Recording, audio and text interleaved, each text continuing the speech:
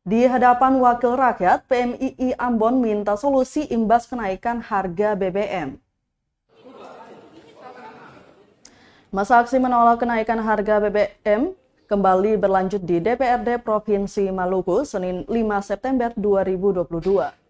Di gedung DPRD Maluku, masa aksi menolak kenaikan harga BBM dari Pergerakan Pemuda Islam Indonesia atau PMII cabang Ambon ini meminta solusi dari DPRD Provinsi Maluku.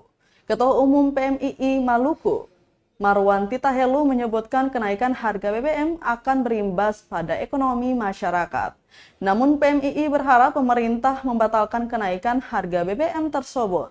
Sementara itu Ketua Komisi 3 DPRD Maluku Richard Rahakbau dalam pertemuan dengan massa aksi mengatakan hanya bisa menemui dan menampung aspirasi mereka. Pasalnya saat ini anggota DPRD Maluku sementara reses ke daerah pemilihan atau dapil masing-masing. Diketahui massa aksi sebelumnya berorasi di kantor Gubernur Maluku sekitar pukul 11 siang. Tak bertemu Gubernur Maluku Murad Ismail, PMII bertemu Kabid Kewaspadaan Nasional dan Penanganan Konflik M. Syukur Asel. Usai menemui Asel, massa aksi kemudian berlanjut ke kantor DPRD Maluku sekitar pukul setengah 1 siang.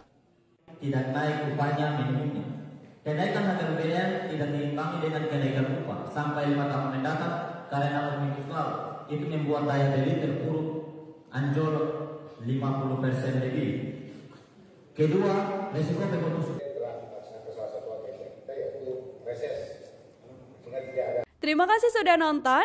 Jangan lupa like, subscribe, dan share ya.